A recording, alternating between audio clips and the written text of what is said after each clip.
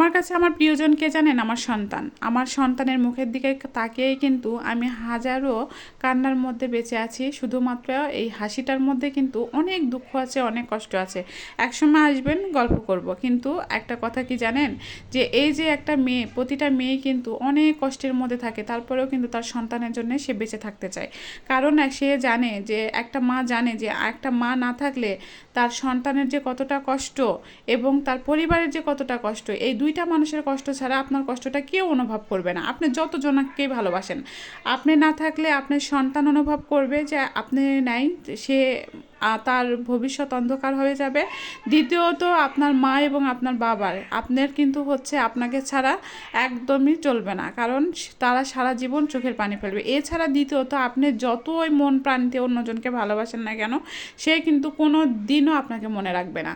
তো যাই হোক, এই কথাটা কেন বললাম, কারণ কত ভিডিওতে প্রায় সময় আমি যখনই ভিডিওটা অন করি তখনই কিন্তু দেখা যাচ্ছে ইকরা আপুকে। আর ইকরা আপুকে দেখলে কিন্তু বোঝা যাচ্ছে যে আসলে আপু অনেক কষ্ট পেয়ে আসলে আত্মহত্যার পথটা বেছে নিয়েছে। কিন্তু আপুকে বলবো যে আত্মহত্যার পথটা বেছে নেওয়াটা কিন্তু সব কিছু সলিউশন না। সব কিছু সলিউশনটা ছিল এটা যে সব কিছু আপনি মেনে নিয়েছিলেন, মেনে নেওয়ার সময় কিন্তু আপনি মেনে যখন নিয়েই নিয়েছিলেন তখন কেন আপনি আলাদা হলেন না? আপনি আলাদা হয়ে আপনার সন্তানকে নিয়ে, আপনি তো প্রতিষ্ঠিত ছিলেন, আপনার টাকা পয়সার অভাব ছিল না, তাহলে কেন আপনি নিজের সন্তানটাকে মারা করে ফেললেন?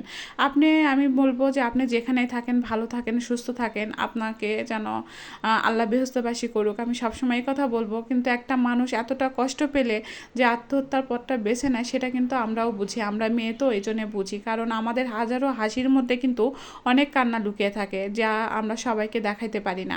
কিন্তু তারপরেও কিন্তু আমাদের কাদের দিকে তাকিয়ে আমাদেরকে বেঁচে থাকতে হয় জানেন? শুধুমাত্র বেঁচে থাকতে হয় আমাদের সন্তানের মুখের দিকে তাকিয়ে। আমাদের সন্তান যতদিন না বড় হবে, যতদিন না প্রতিষ্ঠিত হবে, যতদিন না বিয়ে শাদী করবে, ততদিন কিন্তু আমি মা হয়ে আমার দায়িত্ব হচ্ছে আমার সন্তানকে আগলে রাখা। কারণ আমি যদি না থাকি আমার সন্তান হবে মাওয়ারা। আপনি এখন মনে করছেন যে আপনি চলে গিয়েছেন, সব কিছু সমাধান হয়েছে। না, সব কিছু সমাধান হয়নি আপু। আপনার জন্য কিন্তু সবচেয়ে কষ্ট পাচ্ছে আপনার মা এবং আপনার সন্তান। এই দুইটা মানুষ ছাড়া পৃথিবীতে আপনি যতজনকেই ভালোবেসে যার জন্য চলে গিয়েছেন, সে কিন্তু আপনার মুখটাও দেখতে আসেনি, সে কিন্তু আপনাকে ভালোবাসে না, কখনোই ভালোবাসেনি।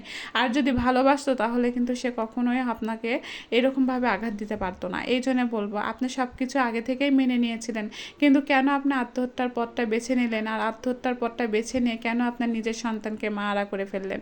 কেন আপনার সন্তানকে হচ্ছে সব কিছু থেকে বঞ্চিত করলেন? কারণ আপনার সন্তান আপনাকে এখন অনেক প্রয়োজন, অনেক প্রয়োজন। যতজন থাকুক, আপনি মনে করেন আপনার পৃথিবীতে সব কিছু আছে তার সন্তানের জন্য দেওয়ার মতো। আল্লাহ হয়তোবা তার ভাগ্যে যা লিখে রেখেছে তাই হবে, এই মনে করে হয়তোবা আপনি নিজে পথটা বেছে নিয়েছেন। কিন্তু আপু, আপনি এই কাজটা অনেক ভুল করেছেন।